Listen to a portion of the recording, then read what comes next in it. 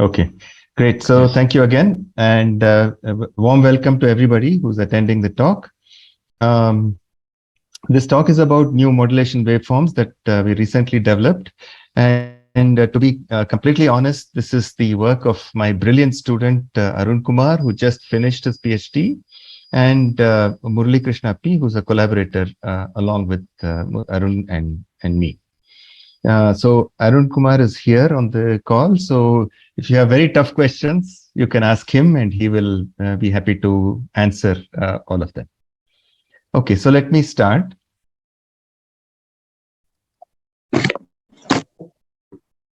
So this is a slide that all of us are familiar with, and it's basically talking about the evolution of wireless technologies from 1G to 5G, and now looking ahead towards 6G. And one of the areas that is perhaps a little bit less looked at in all of these generations is high mobility communications in rural areas, where because you want to have rural coverage, you want to use lower center frequencies so that you have long range coverage, and you want to continue to use wide bandwidths for achieving high data rates. And another example, important use case scenario that motivated us in the development of this work that I'm going to talk about today is underwater acoustic communications. And these kind of these two applications, underwater acoustic communications as well as ultra-wideband communication channels, I'll argue as we go along that these need new waveforms.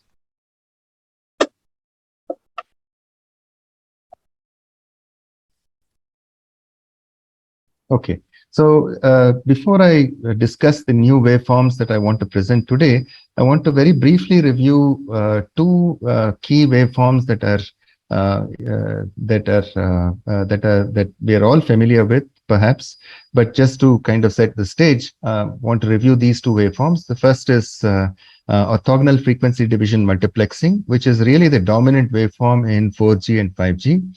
It has a lot of good things going for it, which is actually the reason why it is perhaps the most popular waveform today.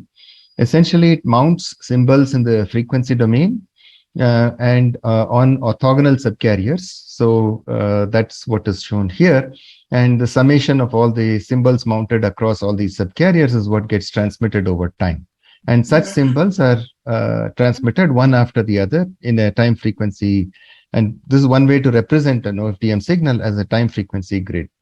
In implementation architecture wise, the signal is converted to parallel and then from serial to parallel. And then the bits are modulated using a QAM constellation. Then you do an inverse sparse Fourier transform.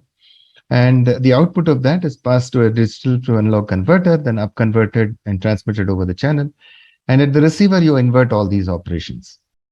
This waveform works really well, so it's kind of hard to say bad things about it. But nonetheless, this waveform is sensitive to high vehicular speeds and temporal fluctuations in the channel. Okay. OTFS, orthogonal time frequency space modulation, is another recently proposed waveform, which addresses this high mobility limitation of OFDM type waveforms. What it does is basically to mount data symbols in the delay Doppler domain, and through this OTFS transform, transforms these symbols from the delay Doppler domain to the time frequency domain. And this these time frequency domain samples can essentially be transmitted in a similar manner as is done in OFDM. So in fact, it can be implemented as an overlay on top of OFDM. And this kind of a waveform is designed for narrowband and undersplit channels. Now, by narrowband, I mean that the effect of Doppler can be approximated by a frequency shift. And I'll talk more about this in the coming slides. And by undersplit channels, I mean that the product of the Doppler spread and the delay spread of the channel is some number which is much less than 1. But under these two conditions, this waveform actually works really well at the cost of a slightly more complex receiver detector architecture. It can actually perform much better than OFDM in high mobility scenarios. Now, to come to the motivation for developing new waveforms, in particular, when we look at the underwater acoustic communication channel, this inherits the troubles of both deep space and terrestrial radio channels. There is a large propagation delay, as in deep space radio channels, because the speed of sound in water is only about 1500 meters per second. And as you can see, depending on the depth, the speed of sound actually changes. And it also undergoes, the signals also undergo fading and frequency dependent path losses. And this is as in terrestrial channels. So it's a very challenging environment to build communication systems in, although the applications are somewhat niche in area. But nonetheless, the characteristics of this channel is that there is a large delay and Doppler spread, making the channel both frequency and time selective. And the second thing is that in practical communication or acoustic communication channels, the fractional bandwidth or the bandwidth to center frequency ratio is large. It's, let's say, of the order 0.5 or more. And that makes the underwater acoustic communications what we call a wideband channel. So here we use the words wideband and narrowband to refer to the fact that it is it's really this thing here that there are in terms of the fractional bandwidth. Even ultra-wideband communications essentially defines an ultra-wideband signal to be one for which this fractional bandwidth is greater than some number like 0.2. Okay, so now just to compare a typical RF communication scenario with this underwater acoustic communication scenario, one of the things I want to mention is that the effect of Doppler, or the physical effect of Doppler, is really a time scaling. And so a signal S of t actually gets scaled like this. This square root of alpha up here essentially preserves this, the energy in the signal S of t. So this is a time scaled version of the signal where alpha is roughly 1 plus or minus 2 times the velocity over the speed of the wave. And if we know that if S of t and S of f are Fourier transform pairs, then a scaled version of S of t is actually a dilated or compressed version of the frequency response of this signal. Now, if we look at a typical underwater acoustic channel, it's the communication over a band from say 10 to 20 kilohertz. And in this case, if the center frequency is 15 kilohertz, the fractional bandwidth B over FC is 0.67. Whereas in an RF scenario where you're communicating over a band from 400 to 420 megahertz, the same ratio is 0.04. So you can see that there is almost 2 orders of magnitude, or at least 1 order of magnitude difference between these two. And another interesting thing is that if you look at the Doppler shift that occurs at this particular relative speed, here it's 1.5 meters per second for underwater, 278 meters per second for the RF. And if you look at the Doppler shift, it is 20 hertz at the lower band edge at 10 kilohertz, and it's 40 hertz at the upper band edge. Now compare that with the Doppler shift, which is 740 hertz at the 400 megahertz frequency versus 778 megahertz at 420 megahertz frequency. The variation here is actually much smaller than the variation here. And finally, if you compute this fractional Doppler shift, which is the shift in the upper edge of the frequency divided by the subcarrier spacing, if you have 1024 subcarriers, the ratio is 4.1, which is about 2 orders of magnitude bigger than the similar ratio you would have for RF. So you can see that the characteristics of the underwater acoustic channel are actually quite different from those of the RF communication channel. So in general, one can represent the output of a delay scale spread channel in this manner. It's quite similar to the convolution that we are familiar with, except that there is a delay parameter here and there's a scale parameter. So the delay parameter, the effect of the delay parameter is like the convolution that we are familiar with, but the scale parameter additionally scales the signal in time while in addition to doing this convolution.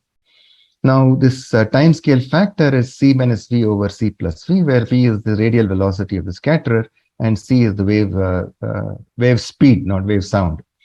Now, if these two conditions are satisfied. That is, the bandwidth to center frequency is much less than 1, and the velocity of the scatterer is much less than c over 2bt, where t is the time period of the signal, then Doppler can be approximated by a frequency shift. That is, you can approximate the frequency shift to be alpha minus 1 times fc, and then we get the more familiar convolution form. So there is no scaling here, and the effect of Doppler is just this e power j 2 pi nu t minus tau, and you have this integral. If either of these conditions is violated, then you have a wideband channel, and many of the receivers that are designed assuming that the channel is narrowband like this may fail to perform well when you have a wideband channel. Most RF channels are narrowband, as I noted in the previous slide, while underwater acoustic and ultra-wideband channels are actually wideband channels. Okay, so now I will describe this VBMC variable bandwidth multi-carrier communication scheme. To do so, I will first sort of simplify the channel representation by writing it in terms of NP number of paths. So the channel is actually described by, if there are NP paths, then for each path you have a triplet. This is the channel gain, HP. And tau p is so HP is the path gain, tau p is the path delay, and alpha p is the path scale factor.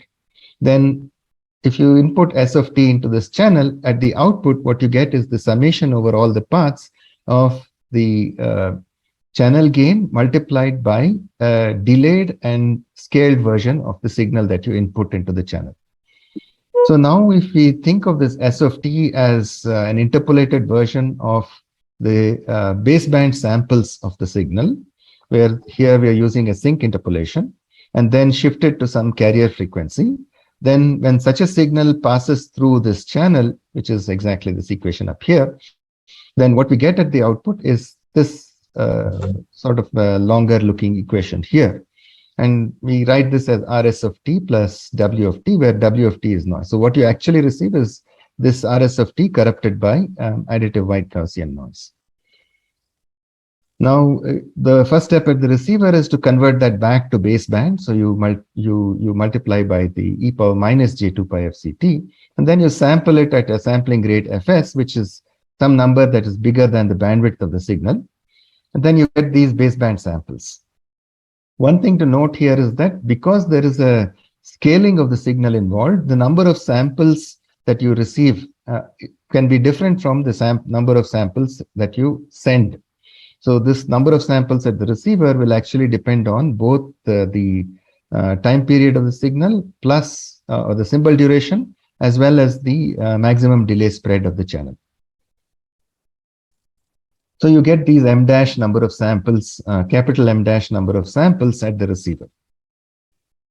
This equation that I showed you at the end of the previous slide can actually be rewritten in the more familiar matrix vector type of form as R equal to H times S plus W, where S collects all the baseband samples that are transmitted together.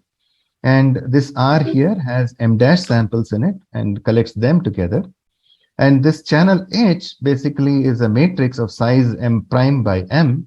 And this is the delay scale channel matrix with entries given by, is simply extracted from the formula I showed you in the previous page. So now, so what is the core idea? So the idea is that we know, yeah, is there a question? I think it's good. Yeah. Okay. So the idea is that basically the effect of scaling, the time scaling of the signal is dilation or compression in the frequency domain. So if you have a component in component at frequency f0 in S of t, it will appear at alpha p f0 in the received path. So that's what is shown here in the frequency domain. What that motivates us to do, so if you actually think about it as occupying a certain frequency band, depending on where you're occupying that frequency band, the amount of dilation and compression will change. And it's actually proportional to the frequency itself. And so what we will do is to consider subcarrier bandwidths that are actually increasing with the subcarrier index. And I'll explain this a little more in the next slide. So if we are communicating over a band that spans from FL to FH, we have basically a notion of a base symbol duration T, and beta is just some factor which is dependent on the pulse shape that we use. So we will take the subcarrier bandwidth to be the symbol bandwidth to be beta over T. So for example, in OFDM, this is just 1 over T. But you could, if you're using some kind of a pulse shaping factor, it could be something like 2 over T. Then what we'll do is we will define n frequency cells with band edges of each frequency cell or frequency bin being F0, F1, etc. up to Fn, where this capital N, the number of such bands, is chosen to be using this particular formula here. Now, what this does is that when we are defining these band edges, we define them to be geometrically spaced band edges. That is, the next band edge is the previous band edge times 1 plus delta F over Fl. Now, it's easier to explain this using a picture like this. So basically, if we have a band from Fn-1 to Fn, or a bin from Fn-1 to Fn, what we will do is to place the nth subcarrier within this band, but starting from alpha max, which is the maximum scale spread of the channel, times Fn-1 to Fn divided by alpha max.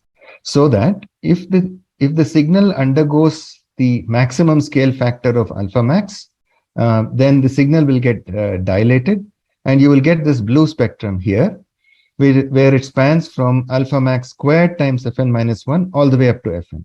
If you have, on the other hand, the minimum scale factor, which is 1 over alpha max, and in that case, the signal gets compressed. So this Fn over alpha max will get compressed to Fn over alpha max square, while this alpha max Fn-1 will get compressed down to Fn-1. But notice that regardless of what happens, at the receiver, the entire signal is contained within this bandwidth of Fn-1 to Fn. So that ensures the orthogonality of the subcarriers as it passes through the channel. If these signals are orthogonal, they will remain orthogonal after they pass through the channel. One of the things is that because of this exponential choice of these band edge frequencies, the subcarrier bandwidth itself varies as you go across the different subcarrier indices. The nth subcarrier has a bandwidth equal to alpha max inverse times Fn minus alpha max times Fn-1. Okay. Yeah. So just to show the same thing in kind of a block diagram form, in order to design these VBMC subcarriers, we need the lower band edge, upper band edge, the symbol duration, and the pulse shaping factor beta as the inputs. The first step is to compute the symbol bandwidth, and then we compute the number of subcarriers, followed by computing the band edge frequencies and the subcarrier frequencies.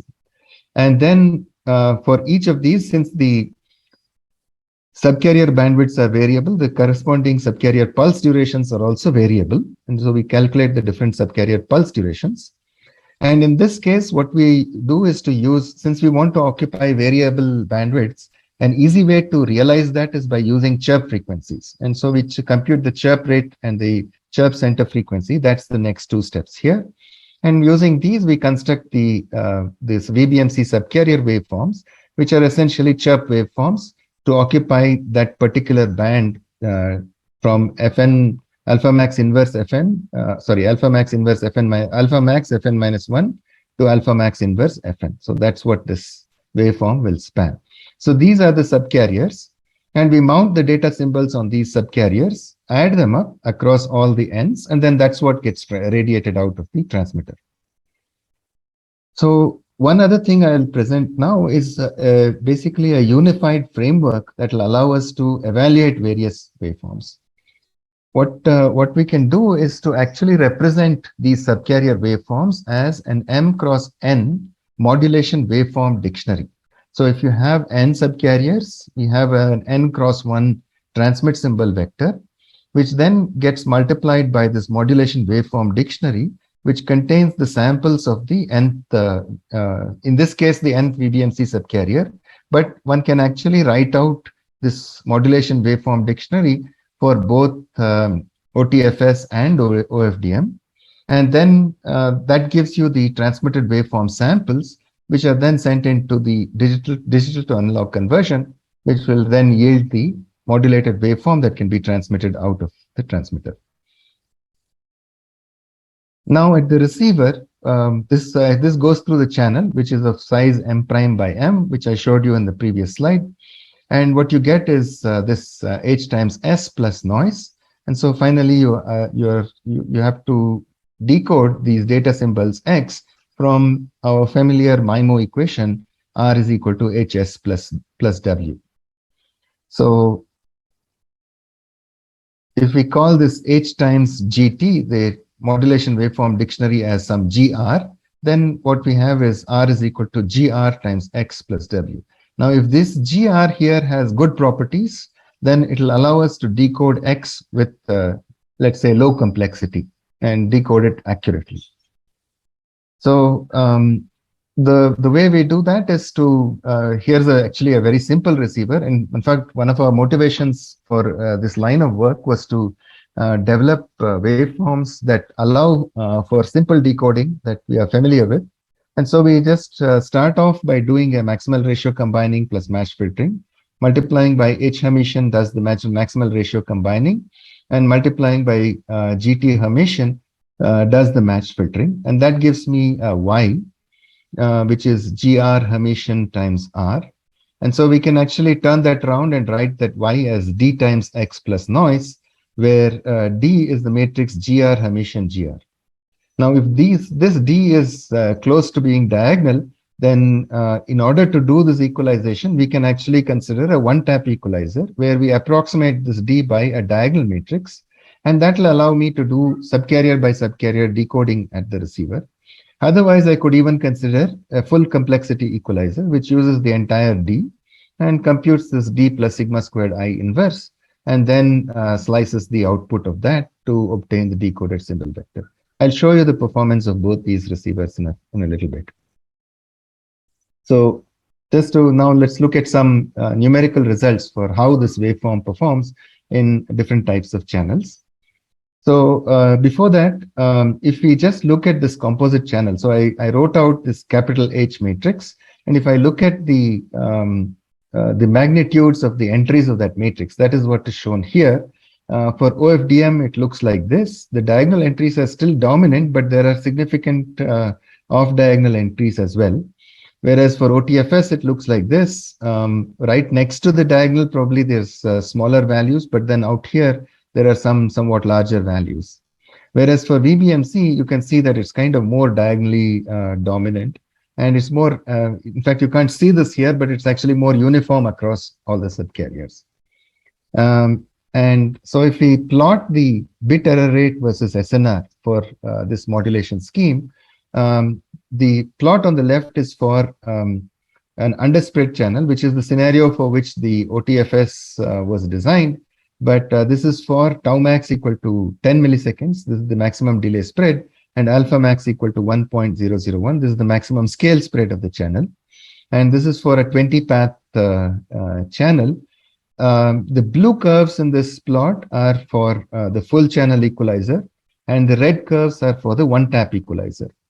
Now, if we look at the blue curves for the full complexity MMSE equalizer, we see that VBMC outperforms both OTFS and OFDM, but OTFS does outperform OFDM by a large margin, and VBMC outperforms OTFS by a small margin.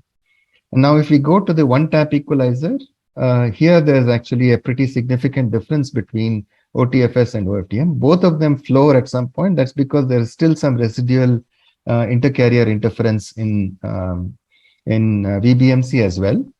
But it floors at a lower level, and in fact, in the lower SNR regime, its performance is actually significantly better than the others.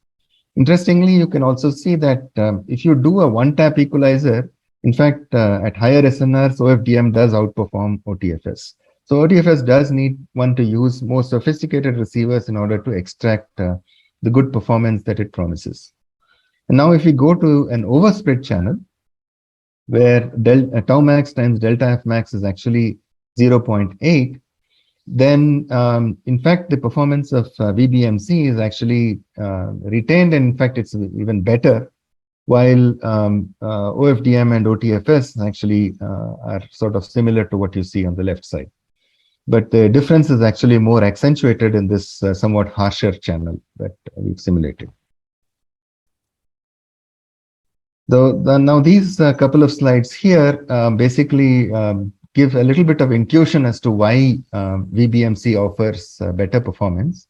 And what is shown here is the SINR across the subcarriers as a function of the scale spread of the channel.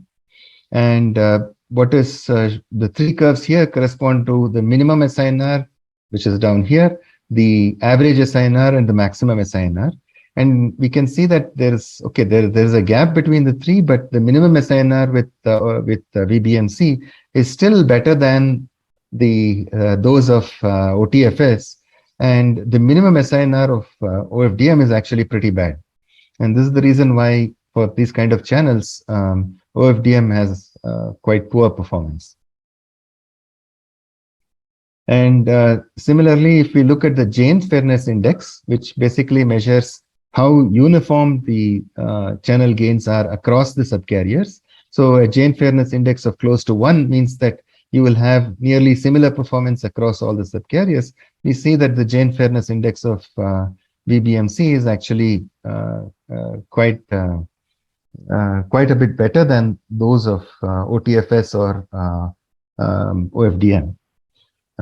In addition, we see that in fact, when you go to this harsher channel where tau max is 20 milliseconds and alpha max is 1.002, the Jane Fairness Index of VBMC has actually improved. And that's one of the reasons why VBMC performs better in this somewhat harsher channel condition. Okay, now this is a slide I showed you earlier on OTFS. And one of the things that OTFS does is basically to apply this OTFS transform, which takes the signal from the delay Doppler domain and maps it to the time frequency domain. So this is like a pre-processing step that somehow conditions the signal in the delay Doppler domain in a better way, so that when this gets transmitted over the channel, that one can have better reception at better data decoding at the receiver. So one can wonder whether there are other transforms from that will give us even better condition signals in the time frequency domain that can yield perhaps even better performance. So that is the motivation for this orthogonal delay scale space communications. And the core engine of ODSS is this Melon Transform. The Melon Transform, see, because we are using the scale space, where we are interested in looking at the scale space modulation of the signals, what the Melon Transform does is it's actually matched to scale changes. And it's given by this formula here, and it has its inverse Melon Transform as well. And it basically geometrically samples this scale parameter. It has two interesting properties. It has many interesting properties, but the two ones that are relevant to what we are doing are, one is that this transform is invariant to time scale changes up to a phase shift, just like the Fourier transform is invariant to time shifts up to a phase shift. So in other words, if I take if x of alpha in the scale domain maps to the mx of beta in the Melon domain, then a scaled version of x of alpha will map to a frequency shifted or a phase shifted version of the Melon transform of x of alpha. And the other property is that if you consider a multiplicative convolution, not a linear convolution, but a multiplicative convolution, which is defined here. So it's very similar to linear convolution, except that you have alpha over alpha prime instead of alpha minus or alpha Yeah, alpha minus alpha prime, you have alpha over alpha prime. This is a multiplicative convolution between two scale domain signals. It corresponds to the product of their Melon transforms in the Melon domain. So these are two properties that are crucial in the mathematical development of this work. I won't be able to precisely show you how these properties are used because of lack of time, but these are two interesting properties of the Melon transform. So now this is what the ODSS transform or transmitter looks like. Yeah, so we mount the symbols in the Fourier Melon domain, and then we transform that to the scale delay domain using the inverse Melon inverse Fourier transform, which is actually written out here. So if we have the Fourier Melon domain symbols, then this is the transform, and it comes directly from the Melon transform theory, that you can actually work out what the delay scale domain samples are. And then these delay scale domain samples are passed through an ODSS modulator, which will then generate the signal S of t that is transmitted over the channel. So what is this ODSS modulator? So it takes these delay scale domain signals. This is the delay scale domain signals, and it maps them using this particular modulator.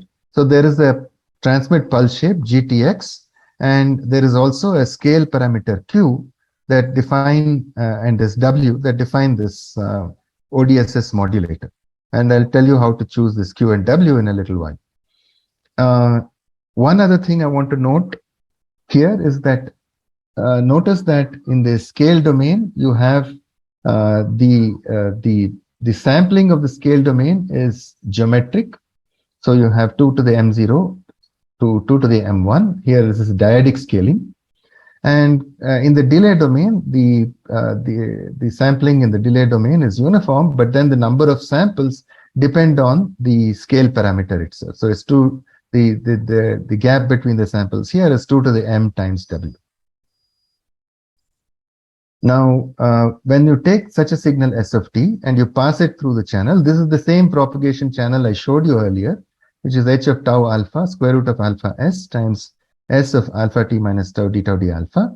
Then what you get at the receiver is this signal R of t, and you pass that through a demodulator, which basically multiplies by this grx star of alpha t minus tau, and later we're going to sample this alpha and tau here. We're going to geometrically sample alpha and uniformly sample this tau, and that will yield actually the received samples, but right now it's written in the continuous domain in terms of tau and alpha. Now what one can do is to actually by substituting this R of t into this formula here, one can actually show that this this x of nm so by substituting this S of t in, substituting R of t in this formula here, that will in turn bring in this S of t into this formula, and S of t itself depends on this x of nm. So you can write this overall demodulator output as x of nm times entries of this matrix or this function h of nm evaluated at tau and alpha.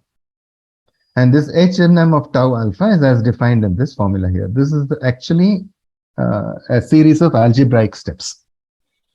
Now, there is actually some amount of math that goes behind coming to this point here, which involves using this property that I told you about in terms of multiplicative convolution of signals. And that in turn requires one to view these operations in terms of an omega convolution, which takes the role of twisted convolution that is used in the OTFS modulation scheme, but I'm omitting those details in this talk.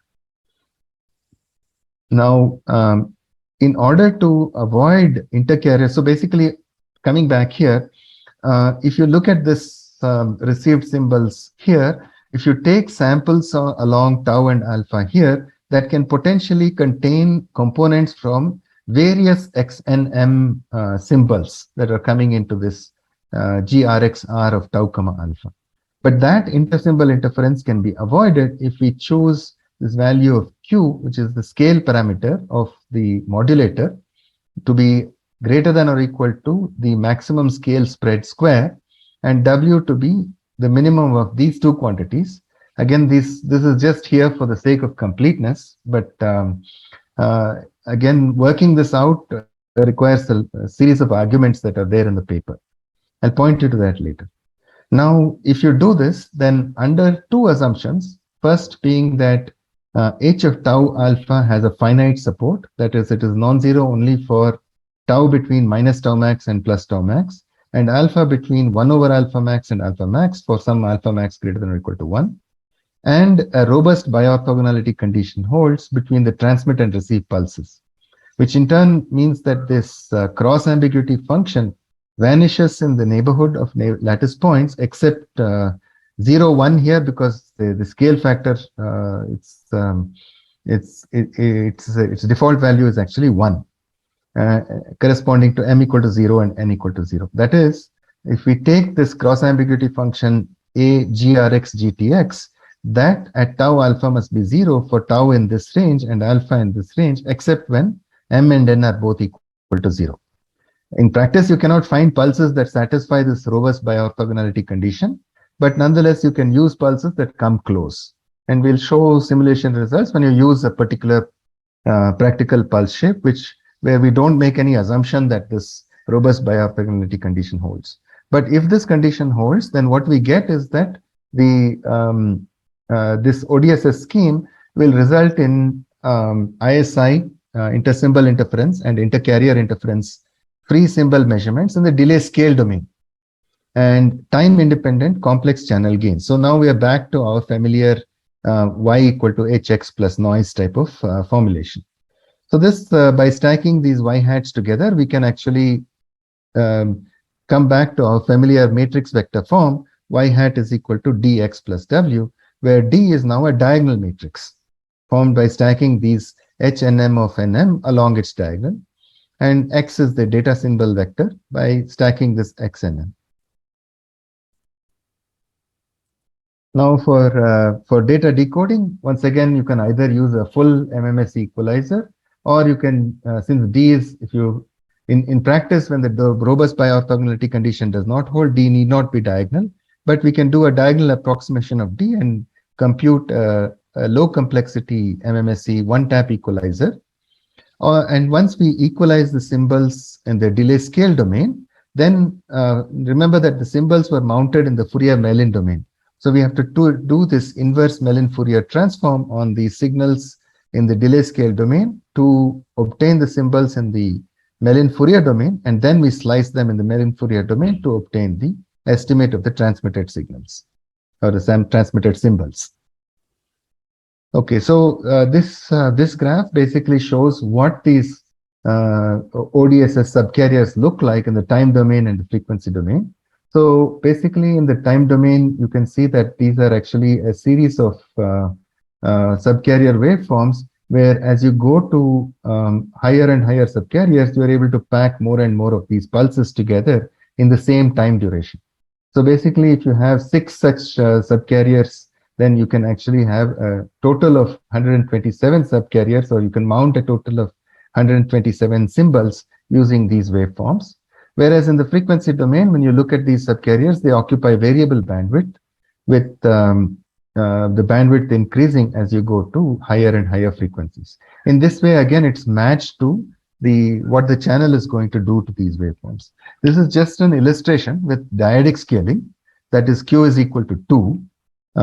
Whereas in practice, if alpha is of the order 1.001, you wouldn't be using Q equal to 2. You would use Q.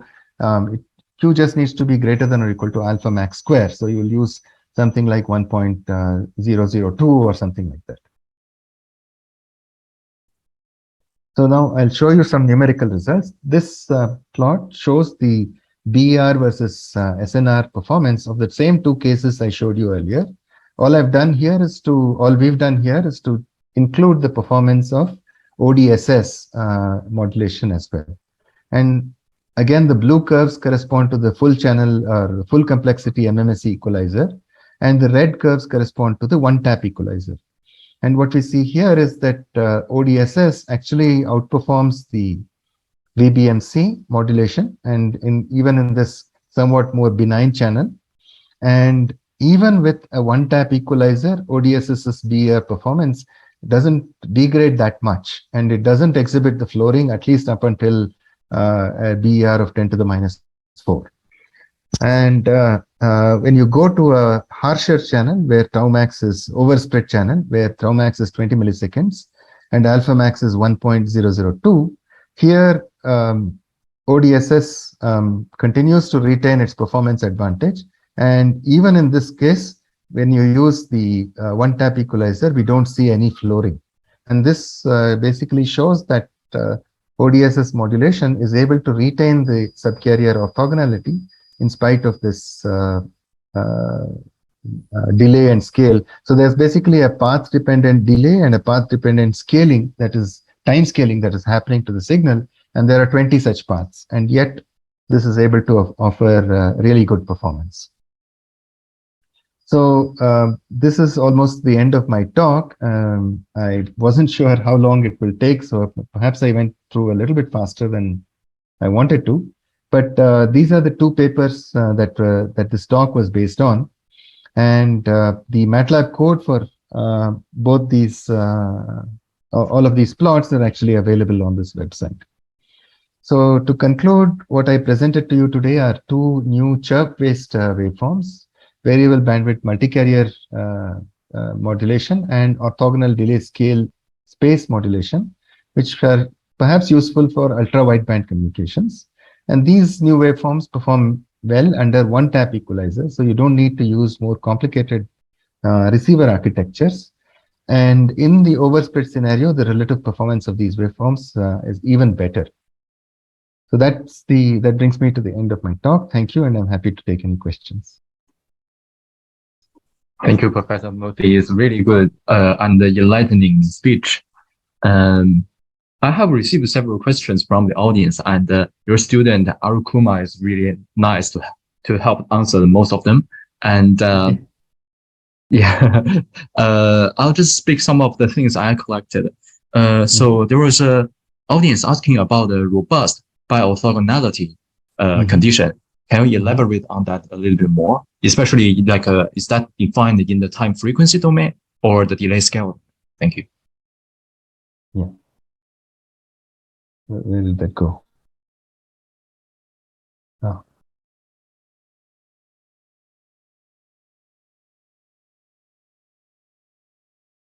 Yeah. So this is the robust bi-orthogonality condition. It's in the delay scale domain. So tau and alpha are the delay and the scale. And what we want is that, so this AGRX GTX is exactly this function here. So here it is shown as GRXR. All you have to do is to replace this R with GTX. Right. Here, GTX of t.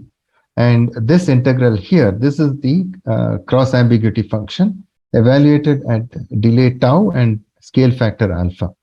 And what we want is that this should vanish outside in the neighborhood of the lattice point. So basically, we're going to sample the delay scale space. And if you take those lattice points, it's fine if the AGRX GTX of tau alpha is some value at those lattice points. But around that lattice point, it should have a low value, and that will retain the orthogonality of these subcarriers. Yes, yes. Thank you for your explanation. I have seen that Professor Zhiqiang Wei has mentioned several questions. Would you like to speak, Zhiqiang? Yes, yes, please. Yeah, go ahead. Yeah, thanks, China. Thanks.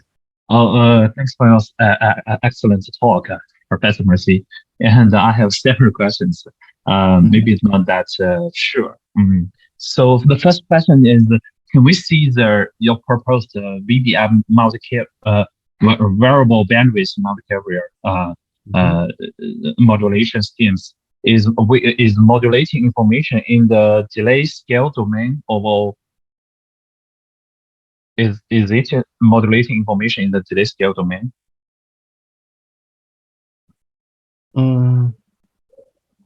It's a good question. So here,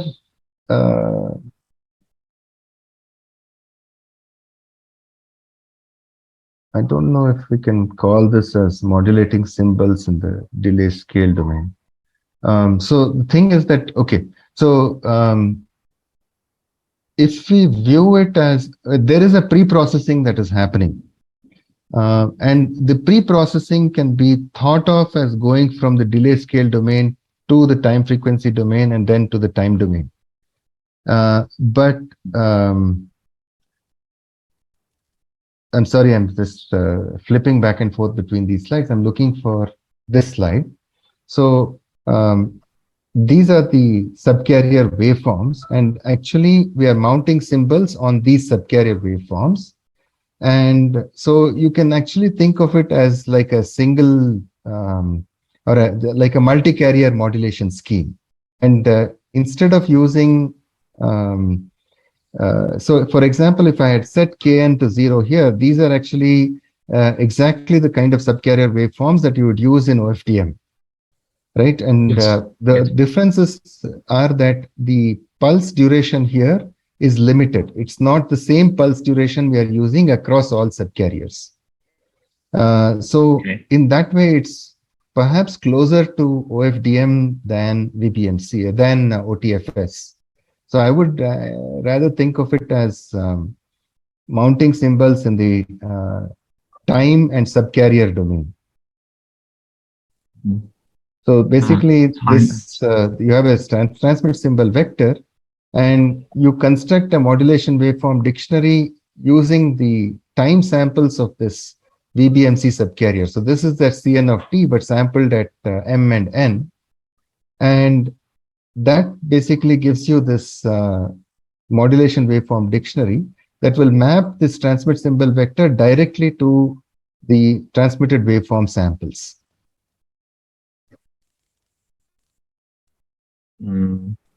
Okay. Yeah. But as you mentioned in previous pictures, for different Kn is kind of the chip rate of the carrier signals, right? Also, yeah, for different Kn, which means that the subcarrier, I mean the information carrier signals has different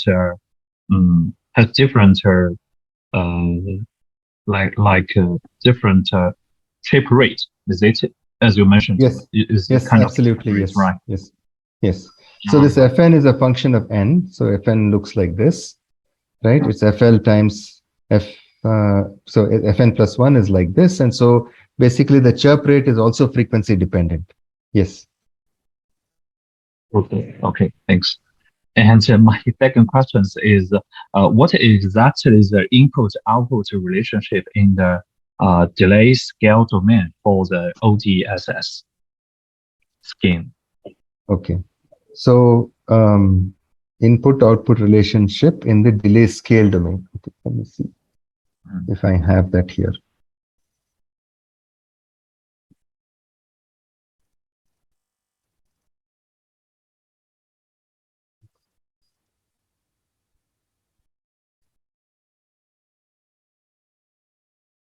Right.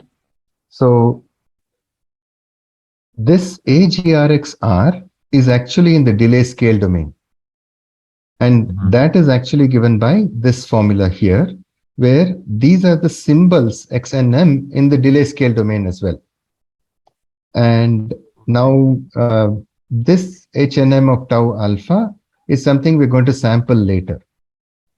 And so this input-output relationship is actually written in the delay scale domain. So basically this ODSS scheme is giving you ISI and ICI free symbols in the delay scale domain. That's important actually. So a good question.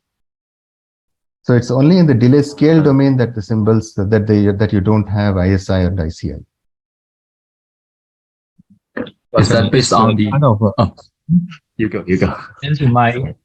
anti my intuition, because I'm not that familiar with the scale domain, but at least for the delay domain, we should have a convolution. At least we should have a convolution. So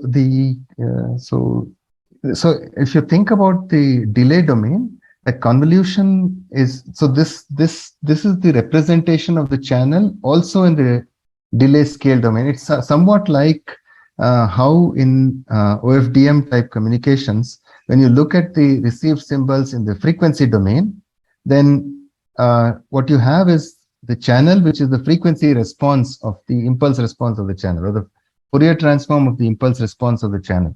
That is what appears as the scaling factor. And so the convolution leads to a multiplication in the frequency domain. So in a similar vein here in the delay scale domain, the convolution of the channel in the delay domain and the this kind of a action. So square root of alpha s, s of alpha times this times d alpha. This kind of an operation in the scale domain leads to multiplication in the delay scale domain. Don't know if that answers your question. Or Arun, do you want to add something? Yeah, it is in the delay scale domain that we effectively get a multiplication by a single complex gain, like the H&M factor that is appearing in the equation here. So channel equalization is therefore best done in the delay scale domain. That comes out because of the orthogonality of the VBMC waveforms. So one can see that one can actually visualize ODSS as an overlay over the VBMC. So VBMC is actually the core engine of the ODSS, on top of which we are doing a pre-coding by means of the inverse Melon inverse Fourier transform and a post coding by Fourier Melon transform. So in fact, the orthogonality is going to be maintained in the delay scale domain, and that's the reason why it results in an approximately single tap equation in the delay scale domain. Yeah. Okay, I may go to see more papers to see the details. I'm for sure I cannot understand in such short time. So yes. Maybe give me this opportunity. The paper is actually somewhat mathematically heavy. So Yes, I think there's a lot of detail needed here. Yeah. Yes.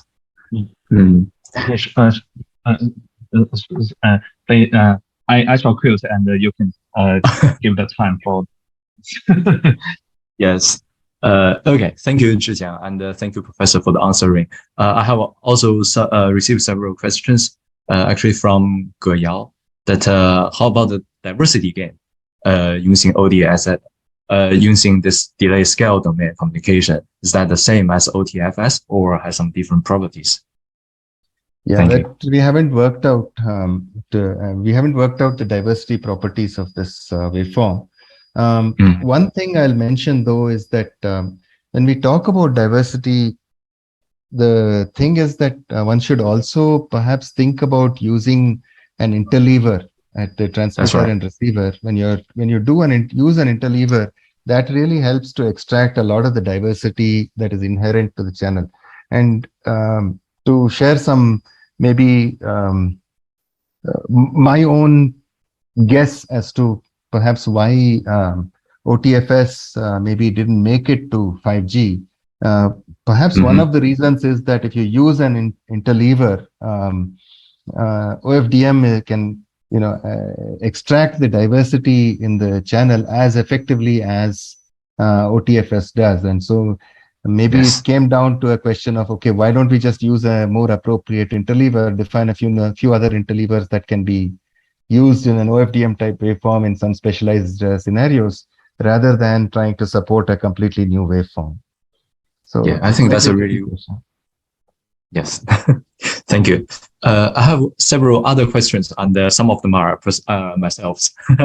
So actually, I'm really interested in this like kind of delay scale modulation because it matches with the channel. So, but I'm wondering because what you transmit has a bandwidth that is actually different from what you receive due to the scaling from the channel. So, how to determine the degrees of freedom in this case? So is it based on the transmitted signal or actually what we received? Yeah, so it's, I'm giving you an extempore answer to this question, but I would guess that it is dependent. I mean, so essentially, since the scaling is not under your control and you don't, you can't kind of bank on the amount of scale related richness that you can get out of the channel, it should be based on what you're transmitting. Yeah. Is there a possibility? Oh, sorry, you go. Yeah, no, I'm done. Yeah. Yeah. I mean, is there a possibility if we actually transmit in a non-orthogonal way at the transmitter? Because we can expect the bandwidth expansion from the channel. That means we actually has more resources than actually what we transmit. Is that possible that if we transmit more at the transmitter and then at the receiver, due to the bandwidth expansion, that is able for us to recover the signal? It's a really interesting question. I was like thinking about them. Yeah, it's a yeah. So to me, when you think about it from the point of view of data processing inequality, in some sense, whatever you transmit across a channel, the channel is going to do something to the signal, but it cannot increase the inherent information content in what you have received. But it may make it a little easier to decode because it expands the bandwidth, if it is a bandwidth expansion. But the way we've done this, I mean, in practice or in reality, the scale factor could either lead to an expansion or a contraction of the signal, and we don't know in advance what it's going to do. Good point. Yes. Thank you for your explanation. I have another question regarding the regarding pretty much the similar stuff, because like you are using chirp signals. What I understand that actually has different bandwidths. Is that possible? Well, this like a different requirement bandwidth will give some different properties of multiplexing data symbols. For example, if the subcarrier bandwidth is actually large, well, that somehow reflected in the reliability of this particular symbol that we multiplex on this subcarrier.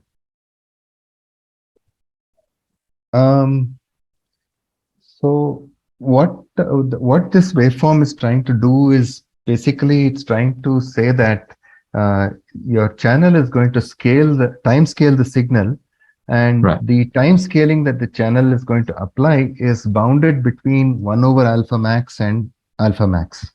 And what that means is that as you go across different subcarriers, because it's a scaling, it's going to be different subcarriers are going to get scaled by different amounts, and it is trying to map the subcarrier bandwidths to account for this aspect.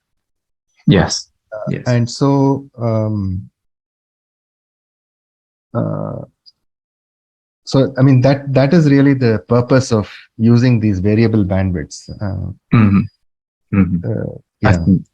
I think that's a really good point. Thank you. I have seen that there are pretty much all the questions I have received. Is there any other questions from the audience?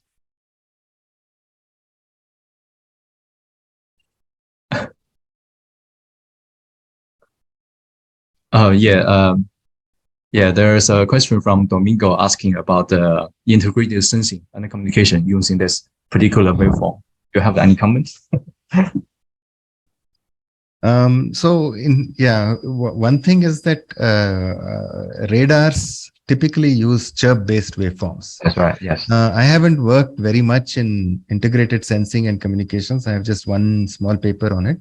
But my hope is basically that since these waveforms are also chirp based, it may somehow be a good match for integrated sensing and communications as well.